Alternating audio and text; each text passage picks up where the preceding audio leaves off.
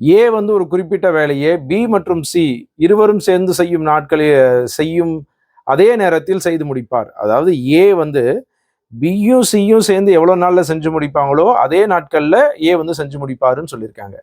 அடுத்து ஏவும் பியும் சேர்ந்து 10 நாட்கள்ல முடிக்கிறாங்க. ஏ பிளஸ் பி வந்து அந்த ஒர்க்கை 10 டேஸ்ல முடிக்கிறாங்க. அடுத்து சி மட்டுமே தனியா அந்த வேலையை 50 நாட்கள்ல முடிக்கிறாங்க. பி மட்டுமே தனியா அந்த வேலையை எவ்வளவு நாள்ல முடிப்பாங்கிறது கேள்வி. ஸோ பி மட்டுமே அந்த வேலையை தனியா எவ்வளவு நாள்ல முடிப்பாங்கன்னு நம்ம கண்டுபிடிக்கிறதுக்கு நமக்கு பி மொத்தமா எவ்வளவு வேலையை செய்வாரு, ஒரு நாளைக்கு அவர் எவ்வளவு வேலை செய்வாருங்கிற இந்த 2 டேட்டா வேணும். மொத்தமா எவ்வளவு வேலைங்கிறது இந்த கொடுத்துருக்க 2 நம்பர்னுடைய எல்சிஎம் மூலியமா நம்மளால சொல்லிட முடியும். ரைட். 10க்கும் 50க்கும் எல்சிஎம் எடுத்தோம் அப்படின்னா 50 பார்ட்ஸ், மொத்த வேலை 50. ரைட். இப்போ பிக்கு நமக்கு ஆன்சர் பண்ணணும் அப்படின்னா பி வந்து 50 வேலையை செய்ய போறாங்க. ரைட்.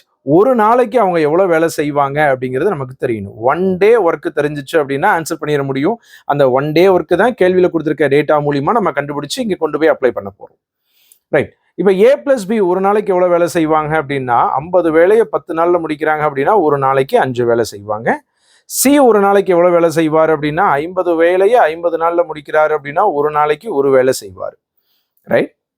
இப்போ நமக்கு கேள்வியில் ஏற்கனவே ஒரு விஷயம் ஒன்று சொல்லியிருக்காங்க. ஏ வந்து பார்த்தீங்க அப்படின்னா பி பிளஸ் சிக்கு ஈக்குவல் அப்படின்னு சொல்லிட்டு. ஸோ இந்த ஈக்குவேஷனில் ரைட் ஏக்கு பதிலாக பி பிளஸ் சிங்கிறது எழுதிக்கலாமா? அதாவது நமக்கு தெரியும் ஏ பிளஸ் பி வந்து ஒரு நாளைக்கு 5 வேலை செய்வாங்க. இதில் ஏக்கு பதிலாக ஏ வந்து பி பிளஸ் சிக்கு ஈக்குவலா? அப்போ இந்த ஈக்குவேஷனில் ஏக்கு பதிலாக B plus C plus B equal to 5 வேலை. நமக்கு ஆல்ரெடி தெரியும் சி வந்து ஒரு நாளைக்கு ஒரு வேலை செய்வாங்க, இங்கே யூஸ் பண்ணலாம். 2b பிளஸ் சியினுடைய வேல்யூ வந்து ஒரு வேலை ஈக்குவல் டு 5 பார்ட்ஸ்.